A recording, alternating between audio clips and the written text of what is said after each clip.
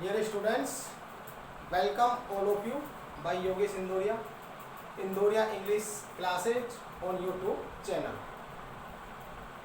जैसे कि प्यारे विद्यार्थियों, हम नरेशन का जो हमारा टॉपिक था वो हम रीड आउट कर चुके हैं। आज हम नया टॉपिक शुरू करने जा रहे हैं इस वीडियो के माध्यम से। Active voice to passive voice, यानी एक्टिव वॉइस से पैसिव वॉइस मेकिंग करना। लेकिन इससे पहले इस टॉपिक को हम शुरू करें उससे पहले कल मैंने आपको कहा था कि एक नरेशन का जो टाइप होता है एग्जाम की दृष्टि से, वो एक सेकंड टाइप और होता है कि डायलॉग के रूप में आपको क्वेश्चन दे सकता है। तो इससे पहले मैं आपको एक एग्जाम्पल के माध्यम से वो समझा देता हूं, फिर हम इस टॉपिक को रीड आउट करते हैं। जैसे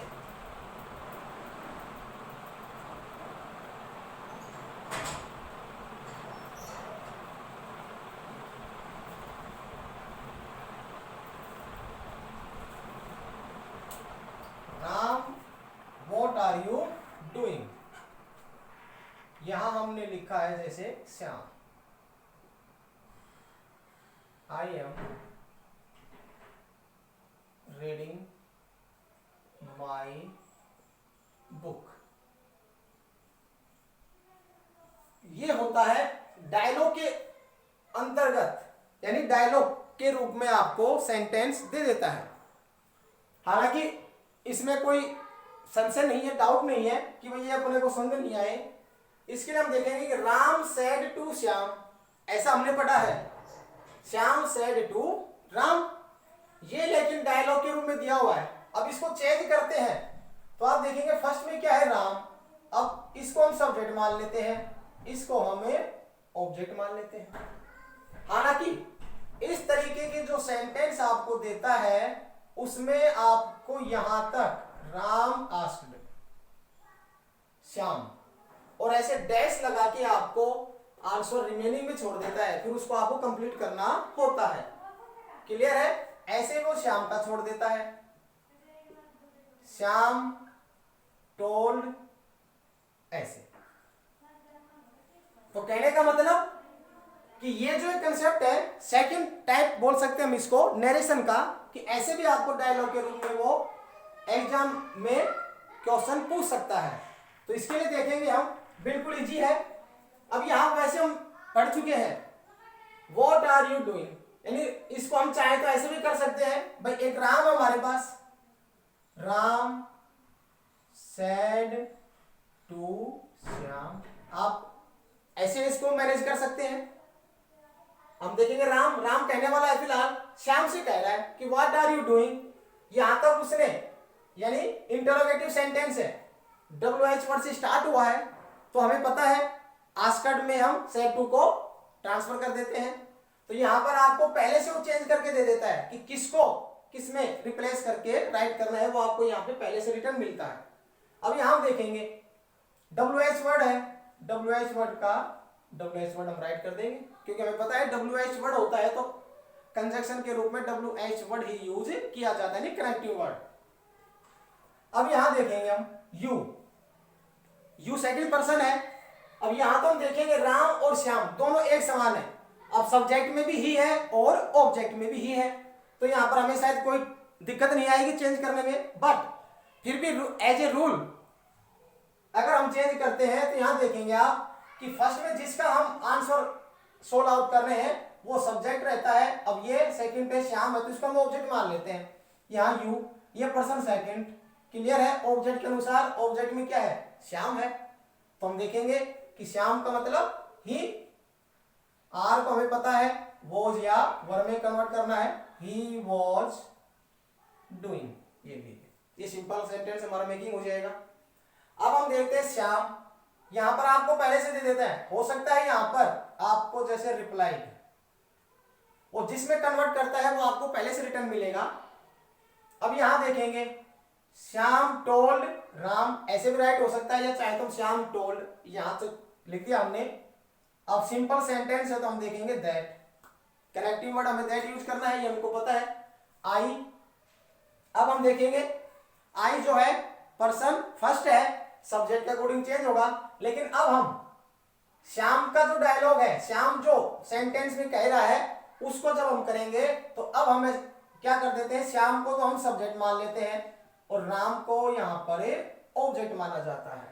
तो ये आपको थोड़ा सा चेंज करना रहेगा सिर्फ। अब हम देखेंगे आई, श्याम का आंसर दे रहे तो श्याम एज ए सब्जेक्ट है, आई फर्स्ट नंबर पे है। श्याम का मीन ही, एम, वॉच,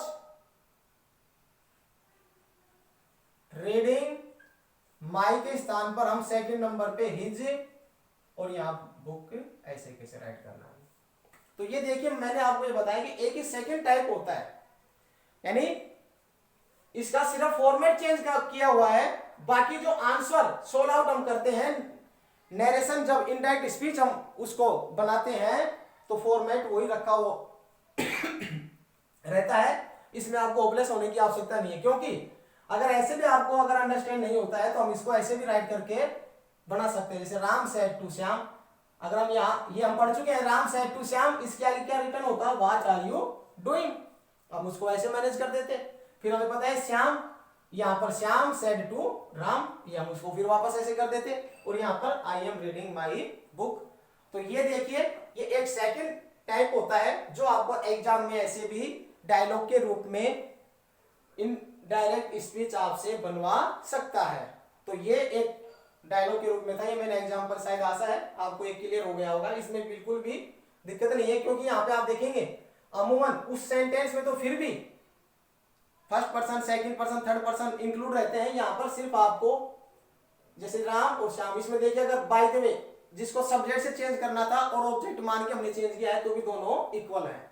यहाँ पे आप देखेंगे मेल फीमेल या मेल मेल या फीमेल फीमेल, इतना ही आपको रिटर्न मिलेगा, ये निश्चित है। तो इसको चाहो तो आप एक बार स्क्रीनशॉट ले लीजिए आप।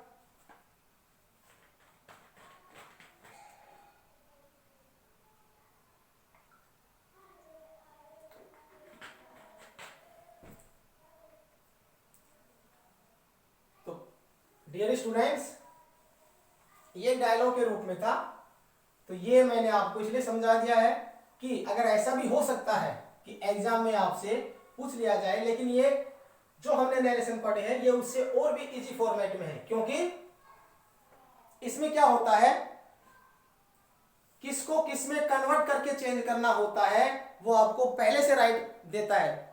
ऑर्डर लिखना है, फॉरवर्ड राइट करना है, आस्क्ड राइट करना है, सजेस्टेड राइट करना है, टोल्ड लिखना है, रिप्लाई लिखना है, वो आप को इसके लिए कोई भी हेडेक नहीं होती है, वो पहले से आपको राइट करके देता है। अपना काम होता है सिर्फ जो सब्जेक्ट प्रोनाउन होता है उसको चेंज करके राइट करना होता है सिर्फ। ठीक है, अब हम आगे बढ़ते हैं नेक्स्ट टॉपिक की तरफ। नेक्स्ट टॉपिक है हमारा active voice to passive voice, यानी एक्टिव वॉइस से पैसिव वॉइस को कन्वर्ट करना। जैसे डायरेक्ट स्पीच से हमने इनडायरेक्ट स्पीच बनाना सीखा था, ऐसे ही एक्टिव वॉइस का मीन होता है वैसे हम समझने के लिए क्वेश्चन, और पैसिव वॉइस का मतलब होता है आंसर, यानी इससे इसको हमें इसमें कन्वर्ट करना रहता है। तो डियर स्टूडेंट्स, फर्स्ट में हम देखते हैं बिल्कुल बेसिक तरीके से, यानी इसका जो बेस होता है मैं वहीं से आपको पढ़ाना शुरू कर रहा हूं। सबसे फर्स्ट में हम देखेंगे कि एक्टिव वॉइस जो है वो है क्या, यानी एक्टिव वॉइस हम किसको कहते हैं। तो यहां आप देखेंगे एक्टिव वॉइस, एक्टिव वॉइस का मतलब होता है कर्तावाचक, यानी सब्जेक्टिव। एक्टिव वॉइस का इसको कृतवाच्य भी बोल देते हैं, समझने के लिए हम कर्तावाचक भी राइट कर सकते हैं। एक्टिव वॉइस का मीन होता है कर्तावाचक यानी सब्जेक्टिव। अब सब्जेक्टिव का मतलब हम समझते हैं काम करने वाला, तो इसके लिए हम देखेंगे कि एक्टिव वॉइस को सब्जेक्टिव क्यों कहा गया है। तो इसमें क्या होता है कि जब कंप्लीट सेंटेंस, समझने की कोशिश करना, कि जब जो सेंटेंस दिया हुआ होता है और वो सेंटेंस कंप्लीट सब्जेक्ट पर डिपेंड होता है, यानी उसमें मेन जो कार्यवाहक होता है वो क्या होता है, सब्जेक्ट। तो ऐसी दशा में, इस कंडीशन में उस सेंटेंस को हम एक्टिव वॉइस का नाम देते हैं, यानी संपूर्ण sentence, complete sentence depend on only subject. Clear है? तो उसको हम कहते हैं कर्तावाचक या सब्जेक्टिव। क्लियर है? अब हम देखते हैं पैसिव वॉइस। इसमें हम देखेंगे, इसको हम कहते हैं कर्मवाचक।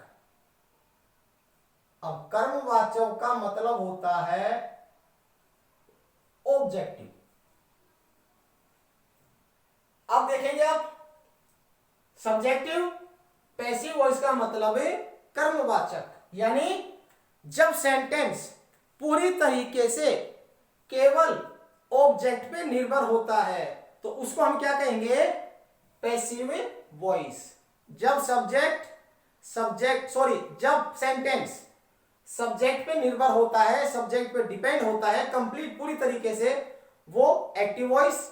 और जब सेंटेंस ऑब्जेक्ट पे निर्भर होता है उसको हम कहते हैं पैसिव वॉइस। तो मुझे नहीं लगता है इसको समझने में कहीं आपको कोई संशय होगा। क्लियर है? जब सेंटेंस सब्जेक्ट पे निर्भर होता है एक्टिव वॉइस कहलाता है, और जब सेंटेंस ऑब्जेक्ट पे निर्भर होता है उसको हमें पैसिव वॉइस कहते हैं। अब इसके आगे बढ़ते हैं, हम देखें फॉर एग्जाम्पल से हम समझते हैं। फर्स्ट में हम एग्जाम्पल हिंदी में राइट करते हैं, जैसे मैं एग्जाम्पल लिख रहा हूं यहां, राम पुस्तक पढ़ रहा है। मान लीजिए हमने फिलहाल हिंदी में सेंटेंस लिखा हुआ है, क्योंकि भाई ऑब्जेक्ट, सब्जेक्ट, कर्म, वर्ब जैसे इंग्लिश में है वो हिंदी में भी रहती है। अब हम यहां देखेंगे कि राम जो है पुस्तक पढ़ रहा है। अब इसमें हम देखेंगे कि जो राम जो है वो क्या है, यहां पर करता है, यानी सब्जेक्ट है। अब आप देखेंगे कि इसमें पूरा सेंटेंस जो है इस राम पे डिपेंड है, यानी भाई पुस्तक पढ़ने का बोलो काम कौन कर रहा है, कि भैया राम जो है ना, राम वो पुस्तक पढ़ रहा है। समझ रहे हैं? सेंटेंस का भाव समझेंगे आप कि पुस्तक पढ़ने का कार्य राम कर रहा है, तो राम देखिए सब्जेक्ट है, यानी पूरा सेंटेंस पे डिपेंड है जो फर्स्ट नंबर पे राइट किया हुआ हमने। क्लियर है?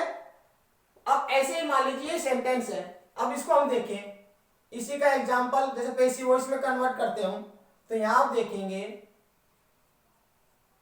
पुस्तक है पढ़ रहा राम।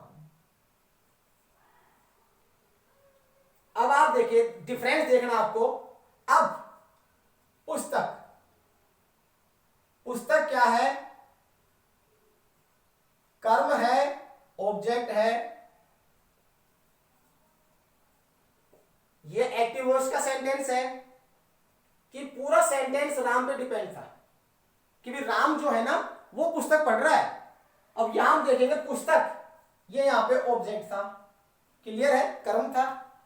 अब जैसे हमने इस सेंटेंस को पैसिव वॉइस में चेंज किया तो ये पूरा सेंटेंस कर्म पे डिपेंड हो गया, यानी यहां जो पुस्तक का कोई महत्व नहीं था, यानी वो राम के पीछे चल रही थी पुस्तक। अब यहां ये पुस्तक देखेंगे आप प्रधान है, फर्स्ट पे राइट है कि पुस्तक है पढ़ रहा राम, जो राम सब्जेक्ट था वो देखिए एंड में चला गया, यानी अब राम का महत्व कुछ भी नहीं है। अब यहां पर देखेंगे कि पुस्तक है ना वो राम पढ़ रहा है, न कि राम पुस्तक पढ़ रहा है।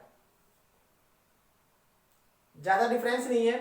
फिर से समझने की कोशिश करिए कि पुस्तक राम, पुस्तक पढ़ रहा है राम, कि पुस्तक है ना उसको राम पढ़ रहा है।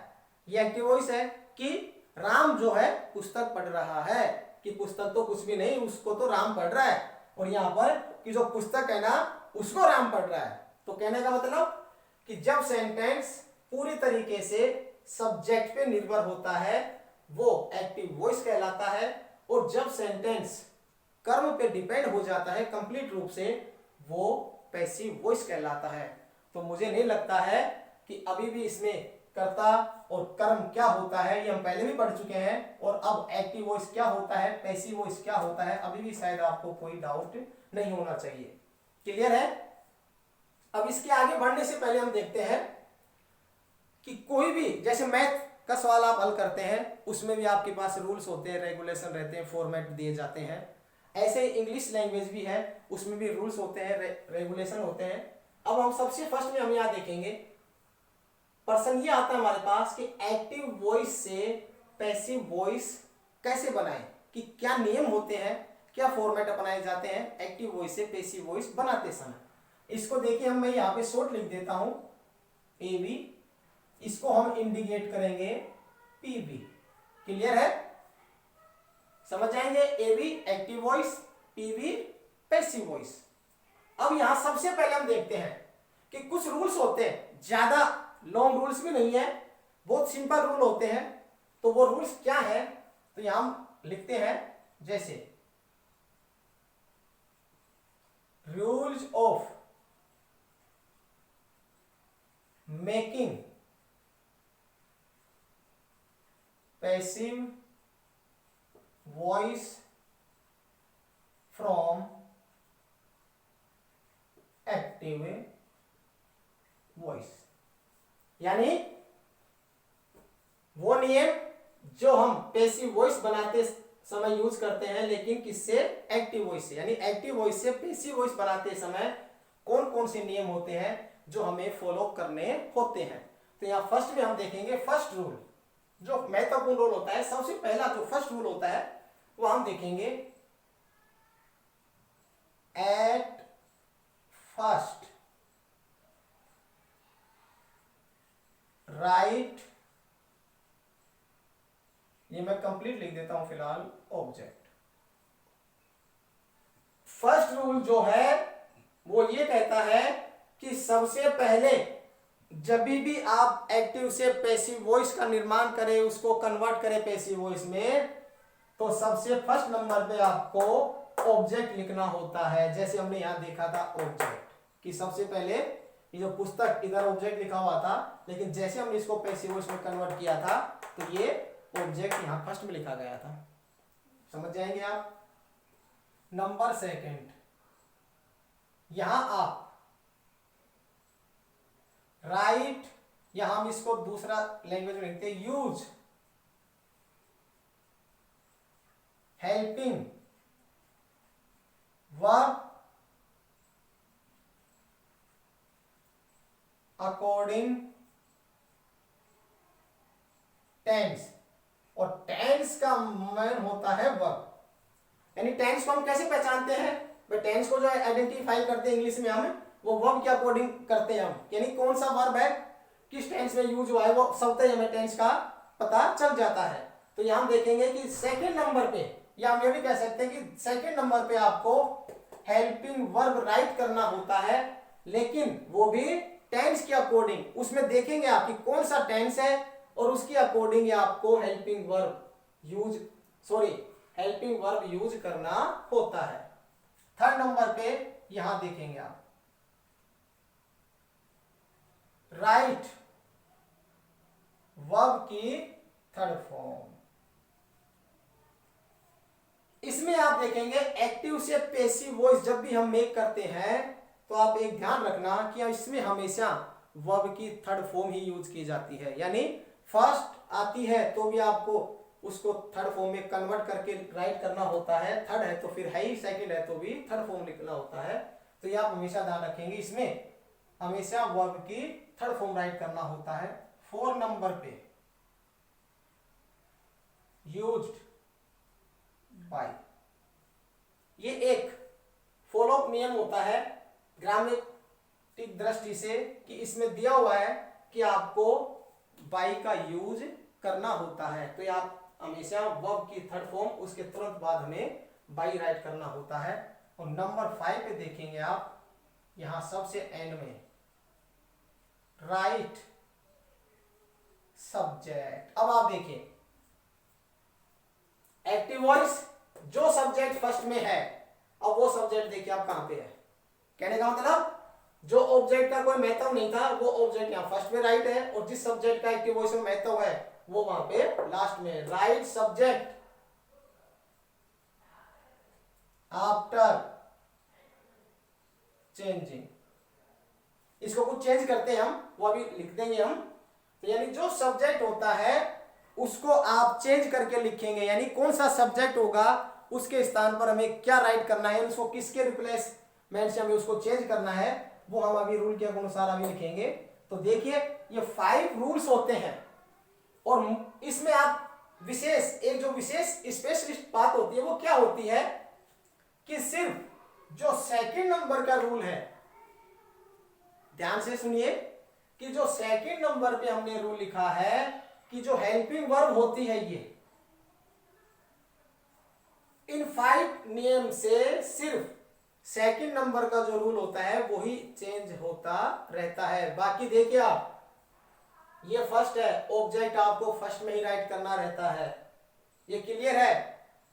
जैसे जिसको हम कहते हैं यूनिवर्सल ट्रूथ, सार्वभौमिक सत्य, इसमें भी थर्ड ही यूज करनी है आपको, बाई ये शब्द यूज करना ही करना है, और एंड में सब्जेक्ट आपको राइट करना ही है। तो देखिए इतना वो भी नहीं है डिफिकल्ट भी, 5 रूल्स है, और ये जो रूल्स हैं ये बिल्कुल ऐसे हैं कि जो बिल्कुल कंफर्म रहते हैं। बाकी सेकंड जो रूल है ये थोड़ा चेंज होता रहता है। तो क्लियर है स्टूडेंट्स? अब आप इसका एक स्क्रीनशॉट ले लीजिए।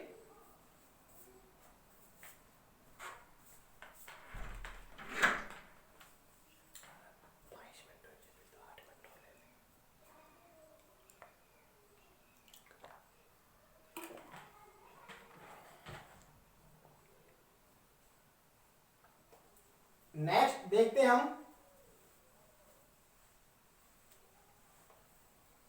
कि जो अंत में हमने लिखा है रूल नंबर 5, यानी राइट सब्जेक्ट, लेकिन उसको चेंज करने के बाद हमें राइट करना होता है।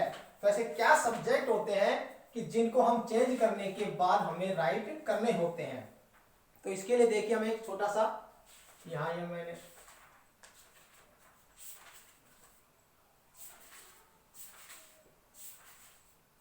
एक्टिव वॉइस टू पेशेवर वाला टॉपिक था। अब रूल नंबर 5 का उसको थोड़ा सा हम पार्ट बना के लिखते हैं कि उसमें कौन से सब्जेक्ट होते हैं जिनको आप चेंज करके लिखेंगे। तो उसके लिए देखिए एक छोटी सी हम सारणी बना लेते हैं।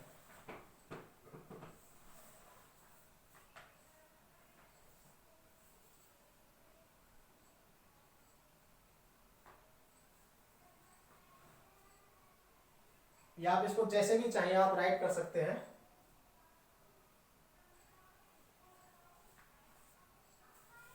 यहां हम देखेंगे सब्जेक्ट आई, अगर एक्टिव वॉइस में सब्जेक्ट आई राइट है तो पैसिव वॉइस बनाते समय बाई जो हमने 4 नंबर पे राइट किया है उसके तुरंत बाद उसको कन्वर्ट करके आप मी लिखेंगे। ये इसका मतलब रूल है कि जो सब्जेक्ट 5 रूल है कि सब्जेक्ट को चेंज करना।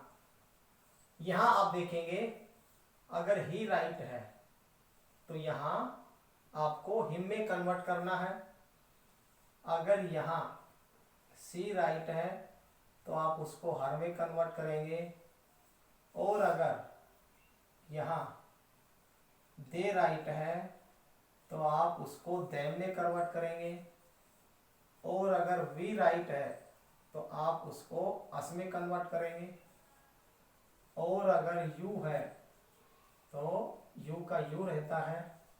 इसके बाद अगर किसी भी का नेम है, कोई नाउन है, इट जैसे मान लीजिए, तो वो नेम का नेम राइट करना है आपको। तो विद्यार्थियों ये जो हमने रूल नंबर 5 लिखा था कि राइट सब्जेक्ट आफ्टर चेंजिंग, यानी सब्जेक्ट हम राइट करेंगे लेकिन उसको चेंज करने के बाद। तो ये हमारा वो रूल है कि जैसे ये हम इसको पढ़ भी चुके हैं, जैसे हमने ये जो यहाँ पे राइट किया है, यहाँ आप देखेंगे ये फर्स्ट फॉर्म है और ये थर्ड फॉर्म है। क्लियर है? ये थर्ड फॉर्म यानी प्रोनाउन की, इसको हम पढ़ भी चुके हैं, नरेशन के अंदर भी हमने इनको यूज किया है। I as a subject, me as a object. तो ये फर्स्ट फॉर्म कहलाती है प्रोनाउन की और ये थर्ड फॉर्म है। तो ये आपको पहले से भी लर्न है, इसमें शायद नहीं लगता है कि आपको वापस इनको लर्निंग करने की आवश्यकता होगी, क्योंकि ये टॉपिक आपका पहले से क्लियर है। यानी प्रोनाउन की फॉर्म हम पढ़ चुके हैं पहले। प्रोनाउन की थर्ड फॉर्म होती है, फर्स्ट सब्जेक्ट, सेकंड नाउनेबल होती है और थर्ड ऑब्जेक्टिव होता है। तो ये हम देखिए। अब इसके बाद हमारा शुरू होता है कि एक्टिव से पैसिव वॉइस कैसे बनाया जाए। तो उसको समझने के लिए विद्यार्थियों मैं ये चाहता हूं कि जो आज हमने बेसिक कंसेप्ट क्लियर किया है किसका, एक्टिव से पैसिव वॉइस का, तो यानी इसमें भी हम थोड़ा सा देखेंगे कि इसमें कुछ लर्निंग पॉइंट है, समझने की आवश्यकता है। हो सकता है कुछ आप में से ऐसे विद्यार्थी हो जिनको पहले से पता हो, या हो सकता है एक बार में अंडरस्टैंड हो गया हो, लेकिन फिर भी हमें पर्टिकुलर सबका, जैसे सबका विकास होता है तो हमें भी क्या करना है कि सबको एक साथ लेके चलना है।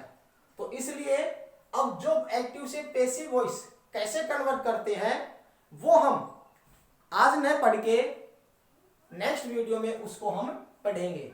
आज के लिए मैं इतना ही कहना चाहता हूं कि जो हमने बेसिक इसका कंसेप्ट क्लियर किया है, इसका जो बेसिक क्या है, एक्टिव वॉइस क्या होता है, पैसिव वॉइस किसे कहते हैं, पैसिव वॉइस को हम कैसे कन्वर्ट करते हैं, क्या रूल्स है, तो ये चीजें हैं। ये सारी बातें आपको आज के वीडियो में अच्छे से समझनी होगी और इसको पहले लर्न करना होगा। लर्न से मतलब कि आपको ध्यान होना चाहिए, माइंड में सेटअप हो जाना चाहिए कि ये, अब जैसे कल हमने कोई भी सब्जेक्ट लिखा आई और उसको पैसिव वॉइस में कन्वर्ट कर रहे हैं, तो मैंने बाई मी लिख दिया, तो फिर कहीं आपके दिमाग में संशय नहीं होना चाहिए कि बाई और मी कैसे यूज किया गया। तो इसके लिए मैं चाहता हूं कि आज के वीडियो में हम इसको इतना ही पढ़ते हैं। ये एक बार आप देखेंगे, ध्यान से इसको देखेंगे, ताकि आपका जो बेसिक है ये इससे रिलेटेड वो क्लियर हो जाएगा। फिर उसके बाद अगर फिर हम इसको एक्टिव वॉइस से पैसिव वॉइस में कन्वर्ट करना सीखते हैं, तो मुझे लगता है ऐसा, ये मेरा ऐसा मानना है कि वो हम अच्छे से समझ पाएंगे।